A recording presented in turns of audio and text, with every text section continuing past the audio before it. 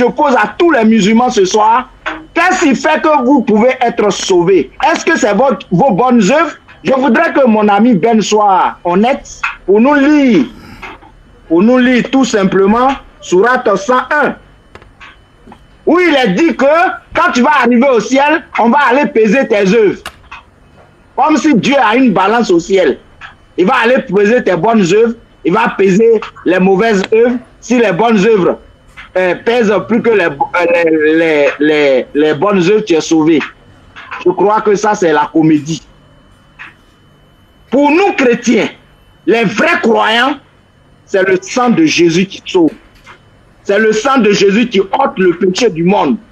Jean l'a présenté, il dit, voici l'agneau de Dieu qui ôte le péché du monde. Si tu ne crois pas en Jésus-Christ, tu es un bon produit de... Il ne s'agit pas d'aller à l'église, il ne s'agit pas de prier 5 fois par jour, mais il s'agit de croire. Si tu crois de ta bouche, et ça, je vous envoie dans Romains, notez, hein, c'est 3 versets seulement. Romains 10. Lisons dans Romains 10, s'il vous plaît. Romains 10. Nous, notre plan, le plan du salut est dans la Bible.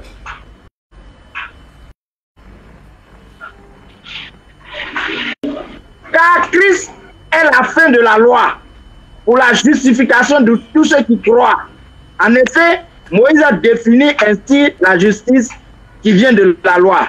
L'homme qui mettra ces choses en pratique vivra par elles. Ça, c'est ce que Ben a dit tout de suite.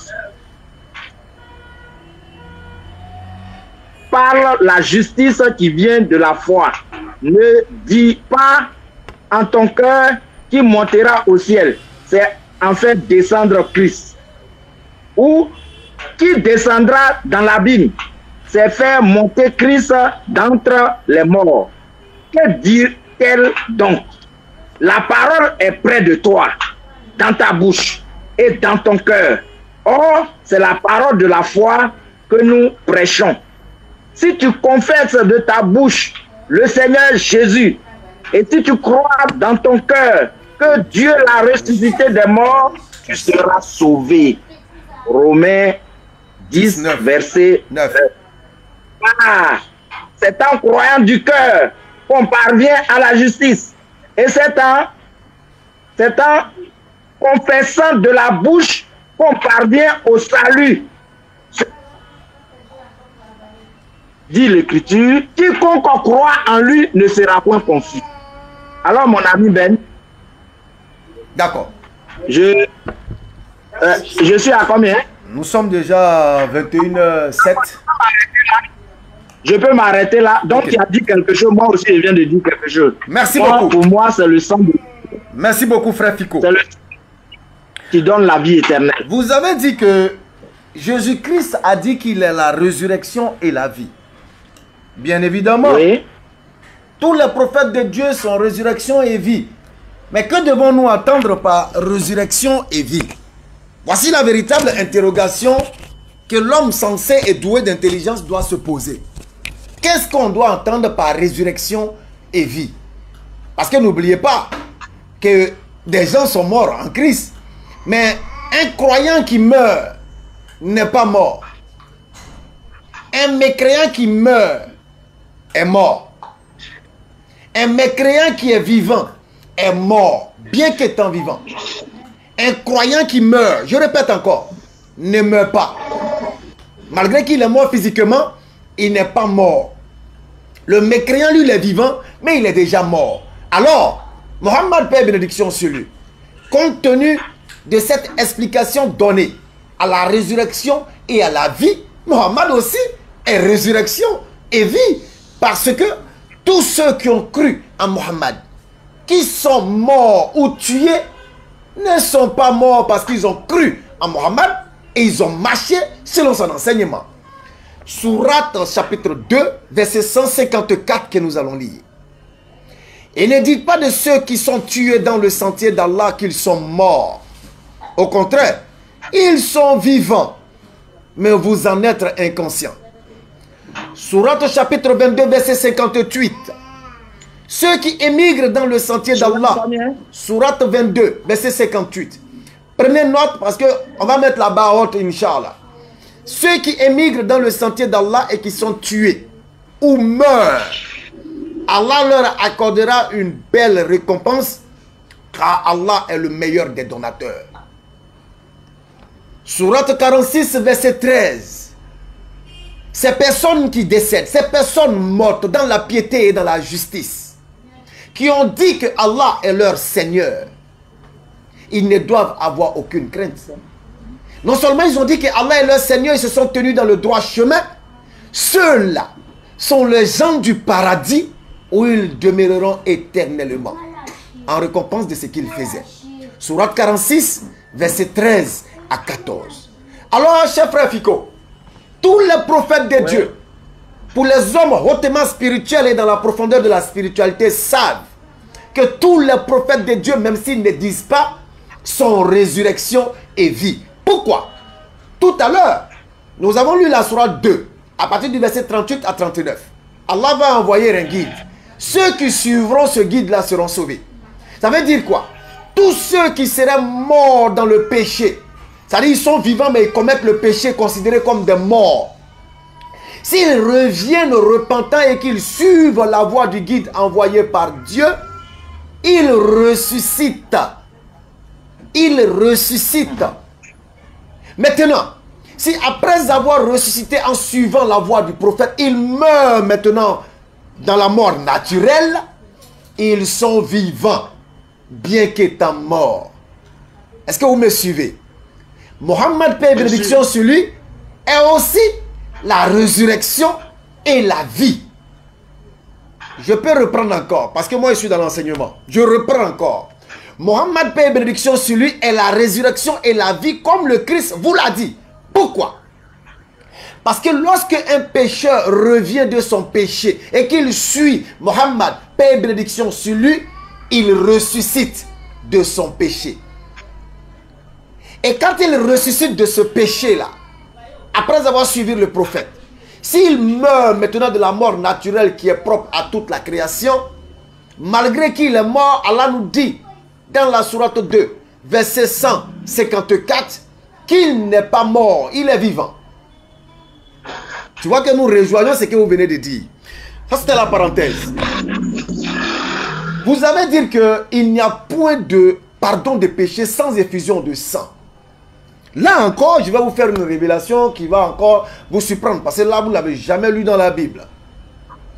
Nous allons plonger dans le livre de Lévitique. Ça, tu ne l'as jamais lu. Donc, je te l'offre gracieusement. Sinon, normalement, c'est 100 000 francs qu'il faut payer pour recevoir pareil enseignement. Oh. Mais comme tu es fico... Vous l'avez reçu gratuitement, donné gratuitement.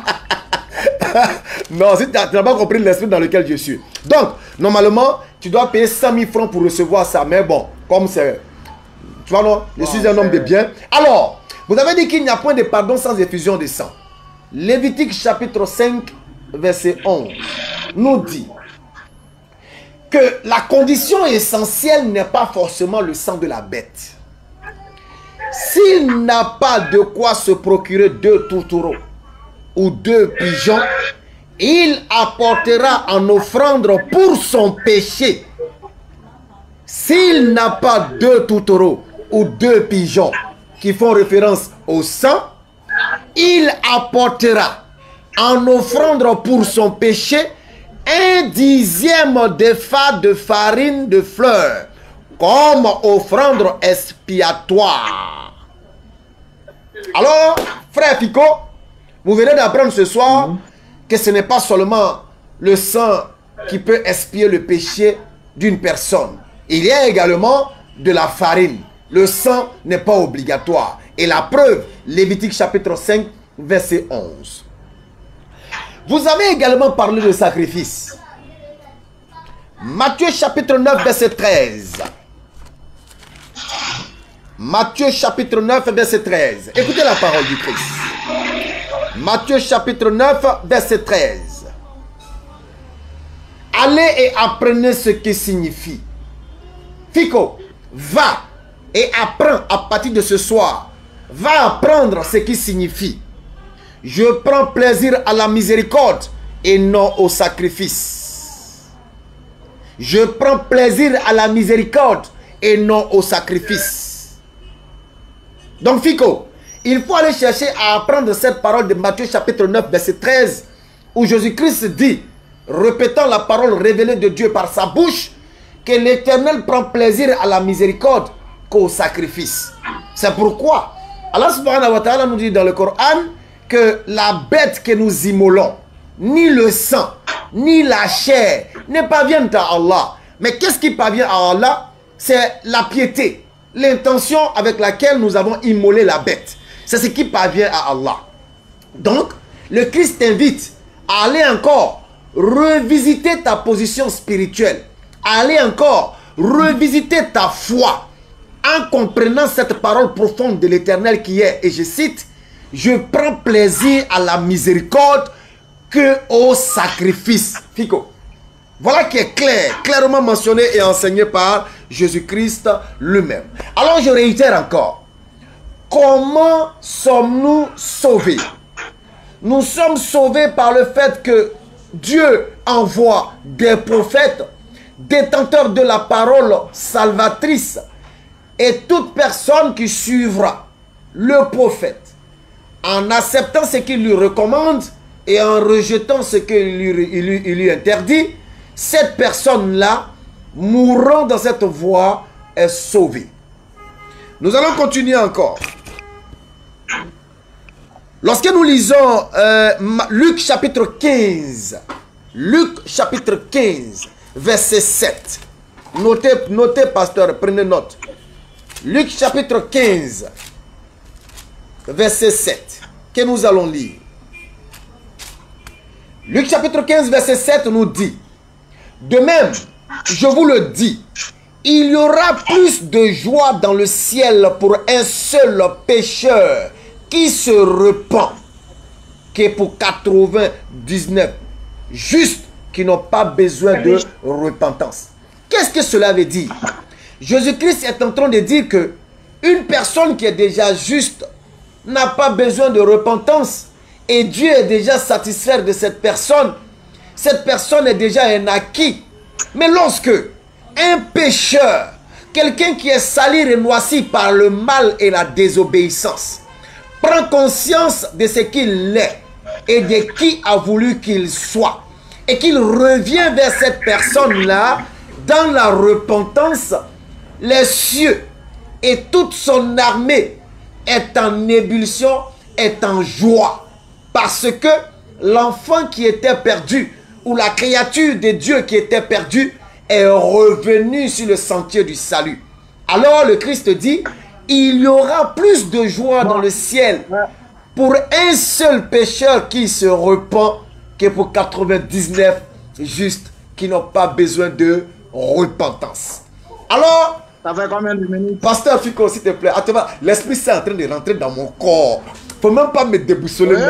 Ça, actuellement là, hein, ça descend dans mon corps comme ça. Ça va me faire même envoler. Je répète. Donc, c'est la sème repentance qui te sauve. Oui, Pico, je suis en train de lire les Écritures. Je ne parle pas de mon propre chef. Je te lis ce qui est écrit. Je prends plaisir. Jésus t'invite, toi, Fico, et tous les chrétiens du monde entier qui nous suivent, à aller reviser et analyser cette parole qui dit: je prends plaisir à la miséricorde qu'au sacrifice.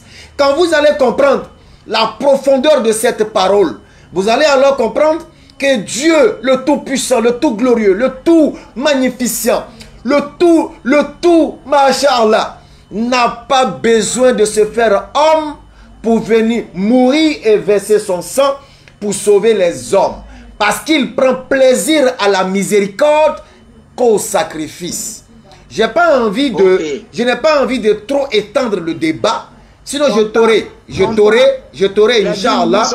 J'arrive. Je t'aurai, Inch'Allah. S'il te plaît, je t'aurai, Inch'Allah, déballé les preuves palpables et plausibles que Jésus-Christ n'a jamais goûté à la mort. Mais ça va trop étendre le débat. Alors, je vais surseoir mes propos là, tout en disant que le salut s'obtient par la repentance qui n'est rien d'autre que la résurrection du pécheur qui revient de son péché. Et Mohammed l'a dit, sourate 2, verset 154, sourate 22, verset 58, sourate 46, verset 13 à 14. Bismillah. Tout est noté. Bien. On vous écoute. Alors, maintenant, Pasteur Fico, nous entrons maintenant dans la... Nous entrons... Auditeur, Pasteur Fico, s'il te plaît, s'il te plaît. Auditeur. S'il te plaît, écoute-moi. Nous entrons maintenant dans la phase des questions-réponses. Nous allons interagir. Parce que c'est comme ça à la BAM. On ne commence pas par les questions tac au tac au tac. Laisse-moi te répondre. Non, s'il te plaît, je viens, s'il te plaît. Je vais d'abord installer les bases. Laisse-moi répondre. Tu vas répondre, permets, s'il te plaît. Alors, à la BAM, on ne rentre pas directement dans les tic au tac, tac au tac. Non, non, non. On développe, on enseigne et après, on rentre maintenant dans la phase des questions-réponses et du tic au tac maintenant pour essayer d'étaler la lacune des uns et des autres. Alors, je peux vous arrêter et vous poser des questions à tout moment. Nous vous écoutons. Bien. Colossiens 2, verset 9. Oh là là. Je lis là. Allez-y.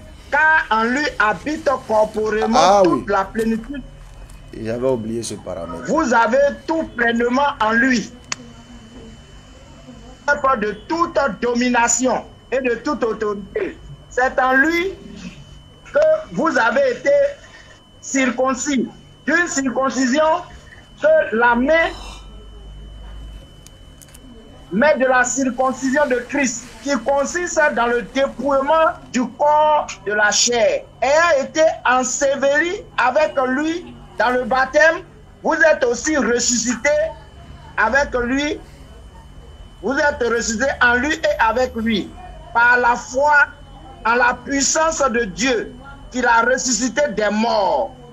Vous qui étiez morts par vos offenses et par l'incirconcision de votre chair, il vous a rendu à la vie avec lui. C'est clair. En nous faisant grâce pour toutes nos offenses. Il a effacé l'acte dont les ordonnances nous condamnaient et qui subsistait contre nous. Il a détruit à la croix. Il a dépouillé les dominations et les autorités. Et il les a livrées publiquement en spectacle, en triomphant d'elles par la croix. Fico, qui était à la croix? Qui était à la croix? C'est la Bible que je lis. Oui, qui était à la croix? Qui était à la croix? Il a effacé l'acte dont les ordonnances nous condamnaient. Qui était à la croix? Qui était à la croix? Je suis en train de parler du Seigneur Jésus-Christ. Donc c'est Dieu qui était à la croix. Le Seigneur Jésus-Christ a détruit nos péchés à la croix. Est-ce que c'est Dieu? Est-ce que c'est Dieu qui était à la croix? Non, va doucement. Non, c'est une question claire. Va doucement. Est-ce que c'est Dieu qui était à la croix? Vous avez dit tout à l'heure que c'est Dieu qui est venu en chair. Est-ce que c'est Dieu qui était à la croix? Est-ce que nous sommes arrivés aux questions-réponses? Oui, oui, c'est ce que j'ai dit tout à l'heure. Non, nous avons échangé 2 fois. 2 fois 10 minutes. Vous avez parlé, j'ai parlé, vous avez parlé, j'ai parlé. Maintenant, nous sommes à la phase de questions-réponses. Vous développez et je peux vous arrêter à tout moment pour poser une question.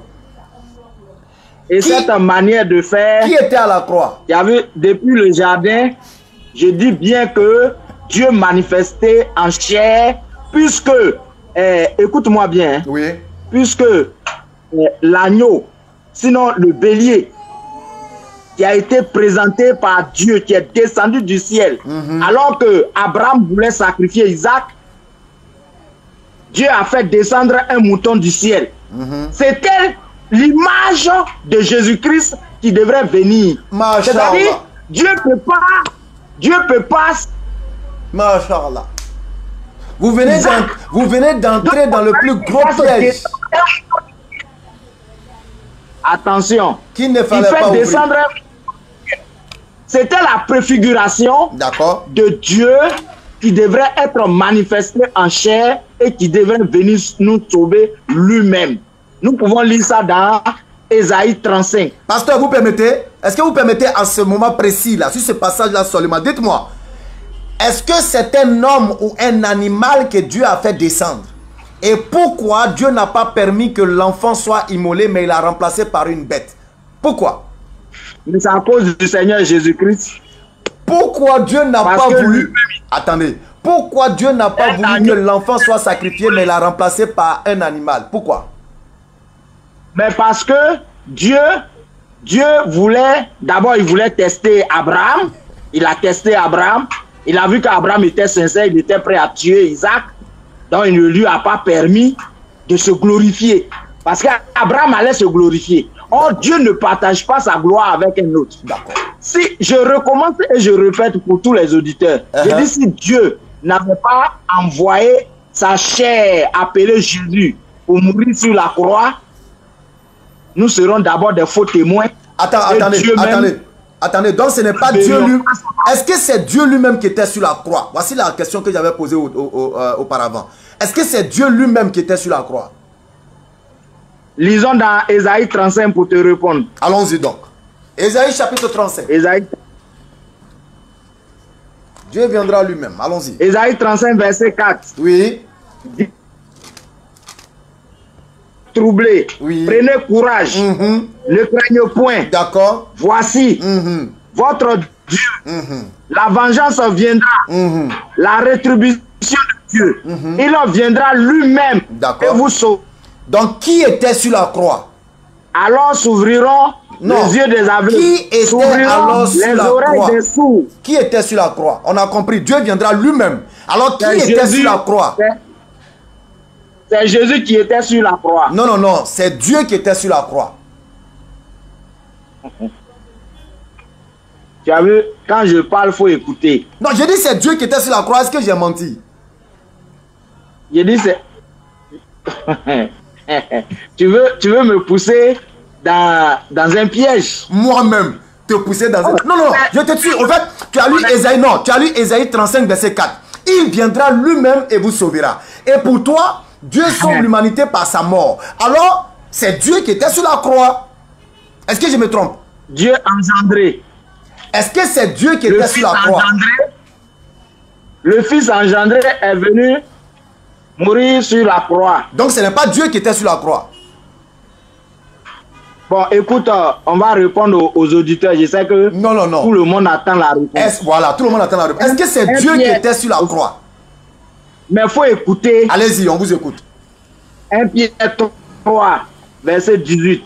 Christ aussi a souffert une fois pour les péchés, lui juste pour des injustes, afin de nous amener à Dieu, ayant été mis à mort quant à la chair, mais ayant été rendu vivant quant à l'esprit, dans lequel aussi il allait prêcher aux esprits en prison. Tu comprends? Fico, qui était sur la croix, Dieu ou Jésus-Christ? Écoute-moi. Quant à la chair, Dieu est mort. Mais quant à l'esprit, l'esprit ne peut pas mourir. Donc qui était sur la croix? Moi je veux le mot. Est-ce que c'est Dieu ou Jésus-Christ qui était sur la croix? Je veux le mot clair. Oui, c'est Jésus-Christ. Non, c'est Dieu. Qui était sur la croix? Il faut m'écouter. C'est Jésus-Christ qui était sur la croix. Donc c'était pas Dieu. Écoute-moi. Non, donc ce n'était pas Dieu. Mourir, Dieu l'a abandonné. Non, donc écoute bien. Oui. Jésus dit. Oui. Père, pourquoi m'as-tu abandonné? Ah, ok. Est-ce que tu comprends cela? Non, j'ai pas encore bien compris. Avant la mort, Dieu quitte la chair. Ah, d'accord. La chair s'il te plaît. La chair que Dieu a quittée là, c'était qui? La chair là, quand Dieu est parti là, qui est resté sur la croix? Mais c'est Jésus-Christ. Ah, donc ce n'était plus Dieu qui était sur la croix alors? Bon, je viens de lire le verset. Ceux qui m'écoutent ont noté. 1 Pierre 3, verset 18. Fico, avec tout le respect de l'ancienneté. Avec tout le respect de l'ancienneté. Non, attendez. Avec tout le respect. Non. Avec tout le respect de l'ancienneté. Vous dites. Non, vous dites. À l'esprit. Non, vous dites que quand Christ était sur la croix, Dieu a quitté le corps de Christ. Ok. Quand Dieu quitte le corps de Christ là, qui est sur la croix? Est-ce que Dieu est encore mort? Si Dieu a quitté le corps, est-ce que c'est Dieu qui est mort? Dieu ne peut pas mourir. Masha'Allah. La chair qui n'est... Alors, si Dieu ne peut pas mourir, si Dieu ne peut pas mourir, comment tu peux prétendre que Dieu est venu sur la terre, il est venu verser son sang, alors que quand la mort était en train d'avoir lieu, Dieu lui-même il a fui et puis il a laissé le corps? Non, il n'a pas fui. Mais tu l'as dit tout à l'heure. Il est venu pour accomplir quelque chose. Non, tu l'as dit tout à l'heure. Tu dis Dieu a fui le corps. Oui, et c'est pourquoi il a dit, Père, pourquoi m'as-tu abandonné? Voilà. Il était où? Voilà, donc pourquoi m'as-tu abandonné là? Qui était en train de dire Père, pourquoi m'as-tu abandonné? Qui parlait? Dieu était où? Non, qui parlait? Qui a dit Père, pourquoi m'as-tu abandonné là? Qui a dit ça? Mais c'est parce que Dieu était en lui. Dieu était pleinement en lui. D'accord. Maintenant, qui était en train de dire Père, tu m'as abandonné là? C'était qui? Ça, c'est la chair. Comment on appelle cette chair là? Comment elle s'appelle? Le Fils de Dieu. Quel est son nom?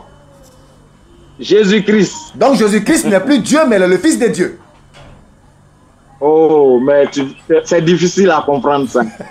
Écoute, bon,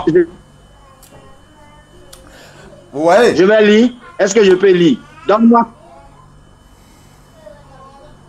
1 Corinthiens 15.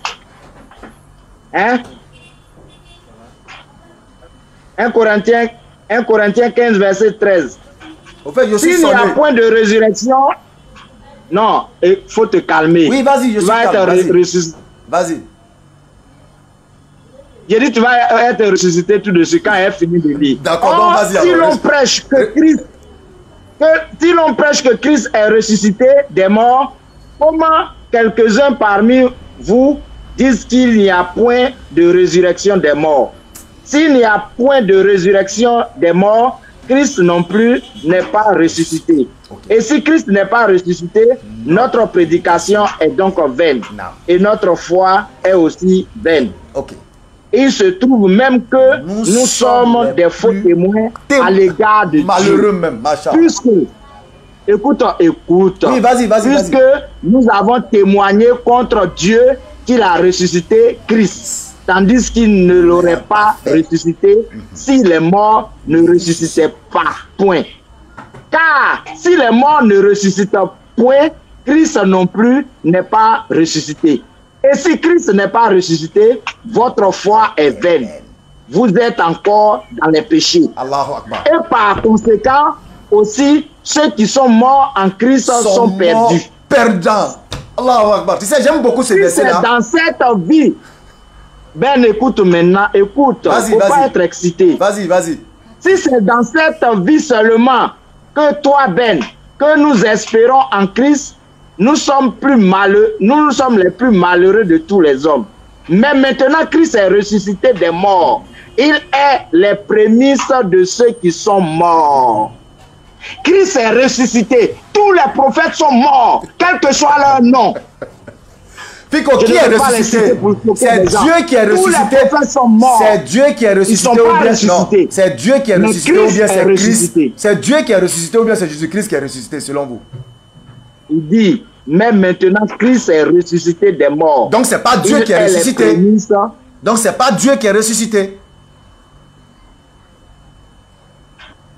Est-ce que c'est Dieu qui est ressuscité? Je peux te répondre par la parole de Dieu. Oui, est-ce que c'est Dieu qui est ressuscité?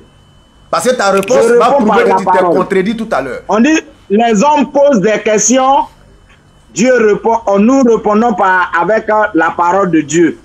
C'est une question que tu as posée, il faut écouter. Allez-y. Écoute la réponse. Oui, dans Apocalypse. Non, je suis dans Jean. Ah, tu prends pas Apocalypse? Je prends Jean 20, verset 26. 8 jours après, les disciples de Jésus étaient de nouveau dans la maison et Thomas se trouvait avec eux. Jésus vint, les portes étant fermées, se présenta au milieu d'eux et dit, la paix soit avec vous. Ça, les musulmans aiment bien dire, la paix soit avec vous. Fico, tu es en train de t'enfoncer pour aller sur le monde. Il a dit à Thomas, écoute, il dit à Thomas, parce que Thomas ne croyait pas comme toi. Il dit à Thomas, avance ici ton doigt et regarde dans mes mains. Avance aussi ta main et mets-la dans mon côté et ne sois pas incrédule, mais crois. Thomas lui répondit, mon Seigneur et mon Dieu. Jésus lui dit, parce que tu m'as vu, tu as cru. Heureux ceux qui croient sans avoir vu. Et qui ont cru. Ben, ne sois pas incrédule, mais crois. Ok, je peux maintenant. L'incrédule. Permets, Fico. Fico, permets. Tu as dit tout à l'heure, je vais résumer tes propos. Tu dis que Dieu a fui le corps du Christ quand il était sur la croix. Et tu es d'accord avec moi que ce n'était pas Dieu qui était sur la croix, mais c'est le Fils de Dieu qui était sur la croix. Alors, si ce n'est pas Dieu qui était sur la croix, qui est-ce qui est venu mourir alors pour vous? Dieu était sur la croix, mais avant la mort, il a quitté le corps. Aïe! Attends. Fico, attends. Donc, si je comprends bien, la personne qui était accrochée là, c'était Dieu. C'était Dieu lui-même. D'accord. Donc, pendant que Dieu, il était accroché sur la croix là, et puis il dit... toute la plénitude de la divinité. Non, j'arrive. Pendant qu'il était accroché sur la croix, et puis il a dit, Père, pourquoi m'as-tu abandonné? Qui est en train de dire, Père, pourquoi m'as-tu abandonné? Alors que c'est Dieu qui est sur la croix. C'est le Fils de Dieu qui a dit, pourquoi m'as-tu abandonné? Merci beaucoup, papa. Sois béni depuis ta position. Et également, nous remercions tous ceux qui sont restés avec nous jusqu'à 7 heures. N'oubliez pas le cas. N'oubliez pas de cotiser pour le cas. Parce que le pasteur va cotiser pour le cas. Appelez le plus 225 05 06 800 800 et donnez votre contribution pour le cas. C'est une nécessité pour la dawa. Nous en avons besoin. Faites l'effort, les gars. Faites, on va boucler avec affaire des cas. Il y a beaucoup d'autres projets à venir. On vous demande à cause d'Allah. On vous supplie à cause d'Allah. On vous demande pardon pour l'amour de Mohammed sallallahu alayhi wa sallam. Si vous aimez réellement Mohammed sallallahu alayhi wa sallam, si vous aimez réellement Mohammed sallallahu alayhi wa sallam, vous à qui Allah a fait une grâce, aidez-nous à boucler avec cette histoire du cas en appelant au plus 225 05 06 800 800 ou via le WhatsApp de ce même numéro là pour faire vos dons. Faites vos dons. Bouclons avec le cas. Je crois que demain, Inch'Allah, nous allons, ou mercredi, nous serons sur le parc pour le cas, Inch'Allah. Donc, c'était le débat avec notre frère Fico. Vous avez tous entendu, vous avez tous écouté, vous avez tous compris. Alors, nous allons permettre au frère Fico de faire sa conclusion en 3 minutes. Nous sommes à 21h37 minutes, 3 minutes pour votre conclusion. Chers amis auditeurs, je vous remercie d'avoir écouté ce petit moment avec. Je remercie au milieu mon ami Ben qui m'a permis de présenter le Christ qui nous a donné la vie éternelle par son seul sacrifice qui est toujours valable. Parce que le sang d'Abel ne peut pas sauver. Le sang des boucs ne peut pas sauver. Le sang des taureaux ne peut pas sauver. Le sang du mouton de la Tabaski ne peut pas sauver. Mais c'est le sacrifice que Jésus-Christ a fait sur la croix qui nous sauve, qui nous donne la vie éternelle. Donc, je vous invite à croire en Jésus et vous faire baptiser au nom du Seigneur Jésus-Christ pour que vous recevez le don du Saint-Esprit et pour avoir la vie éternelle. Merci beaucoup. N'attendez pas la mort. Merci beaucoup. Les prières qu'on fait, écoute-moi, les prières qu'on fait dans les paroisses pour des morts, je termine. Les prières qu'on fait dans les paroisses, les prières qu'on fait quand quelqu'un est mort sont nulles et non avenues. La seule façon d'avoir la vie éternelle, c'est mourir en Jésus-Christ. Parce que c'est lui seul qui est ressuscité. Tous les prophètes sont morts, mais Jésus-Christ est ressuscité. Donc si vous croyez en lui, si vous croyez sincèrement en lui, vous avez la vie éternelle. Que Dieu vous bénisse, que la paix de Dieu soit avec vous. Je remercie mon ami Ben. Merci beaucoup, Papa Fico. Merci pour ton intervention. Merci pour ta sympathie. Merci pour ta disponibilité. En tout cas, vous êtes sur la page des élèves d'Abdelmajid de la BAM 1781 et nous avons été très heureux de vous avoir avec nous. En guise de conclusion, nous aimerions vous dire ceci. Vous avez écouté le débat. Ce ne sont pas des animaux qui étaient avec nous en direct. Excusez-moi du thème. C'est des hommes. Et quand on dit homme, on parle du Al-Furqan, du discernement et de la raison. Et nous avons la raison raisonnante qui doit nous permettre de dissocier le vrai du faux, l'anarque de la sincérité. Chers frères et sœurs, vous tous qui êtes restés connectés avec nous, vous avez entendu dire que Dieu aurait fui le corps lorsqu'il a senti la mort venir. Vous avez entendu dire que c'est le Fils qui est mort, mais ce n'est pas Dieu. Mais au même moment, on vous dit que Dieu est venu mourir pour vous sauver. Réfléchissez avant qu'il ne soit trop tard. C'est pourquoi le Christ vous dit dans Matthieu chapitre 9, verset 13, allez-y et apprenez ce qui signifie: je prends plaisir à la miséricorde et non au sacrifice. Et allez-y également lire Luc chapitre 15, verset 7. Il y aura plus de joie dans le ciel pour un seul pécheur qui se repent que pour 99 justes qui n'ont pas besoin de repentance. C'est pourquoi Allah subhanahu wa ta'ala nous dit dans la sourate 59, à la sourate 53, Allah subhanahu wa ta'ala nous dit ce que nous allons lire, Inch'Allah, pour que nous soyons tous au même niveau d'information. Allah subhanahu wa ta'ala nous dit dans la sourate 53, si j'ai bonne mémoire, parce que moi les chiffres souvent me foutent la merde. 53, verset 39. Attendez, hein. La mémoire me joue souvent des sales tours. Alors, Allah subhanahu wa ta'ala nous dit, dis à ceux qui ont commis des excès, sourate 43, dis à ceux qui ont commis des excès, à leur propre détriment, de ne jamais désespérer de la miséricorde d'Allah, car Allah subhanahu wa ta'ala pardonne tous les péchés. Dis à ceux qui ont commis des excès à leur propre détriment, de ne jamais désespérer de la miséricorde d'Allah, car Allah pardonne tous les péchés. Chers frères et sœurs en islam, seul par la repentance nous pouvons revenir vers Allah. Seul par la repentance nous pouvons avoir la résurrection. Parce que lorsque nous péchons, nous sommes morts. Et quand nous revenons vers Allah dans la repentance, nous sommes ressuscités. Il a dit que Jésus a dit qu'il est la vie, il est la résurrection et la vie. Mohammed également est la résurrection et la vie. Nous l'avons lu. Sourate 2, verset 154. Sourate 22, verset 58. Et sourate 43, verset... S'il te plaît. Alors, ouvrez le discernement et sachez faire la part des choses. Ouvrez le discernement et sachez choisir la voie véritable du salut qui n'est rien d'autre que l'islam. Allah l'a dit. Inna dina indallah al-islam. Certes, la religion acceptée d'Allah, c'est l'islam.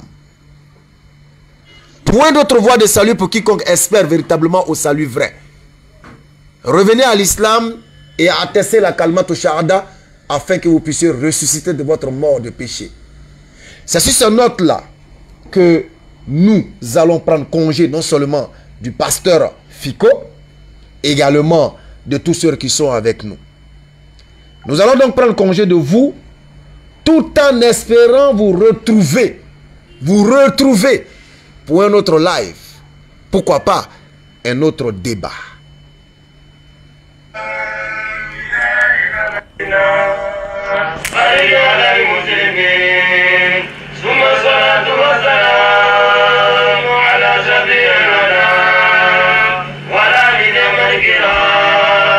وصحبه وتابعين